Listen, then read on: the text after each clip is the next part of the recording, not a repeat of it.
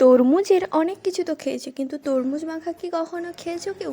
আজকের আমি তৈরি করব তরমুজ মাখা। তার জন্য তরমুজটাকে ছোট ছোট করে পিস পিস করে কেটে নিয়েছি।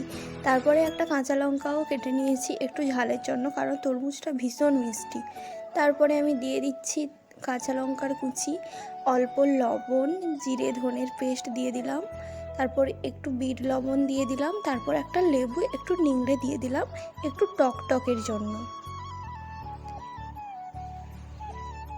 দেখো আমি দুটো লেবু কিন্তু একটু নিংড়ে দিয়েছি, তরমুজটা খুব মিষ্টি তার জন্য। এরপরে হাত দিয়ে ভালো করে আমি মাখিয়ে নিচ্ছি সব কিছু। দেন আমি একটা বাটিতে করে তরমুজটা দিয়ে তারপরে আমি প্লেটটা উপরে দিয়ে একটু ঝাঁকিয়ে নিচ্ছি, যাতে রসগুলো ভালোভাবে মিক্সড হয় আর ভালোভাবে তরমুজে সব মশলাগুলো যেতে পারে। দেন দেখো আমার তরমুজের মাখা একদম রেডি। ভালো লাগলে প্লিজ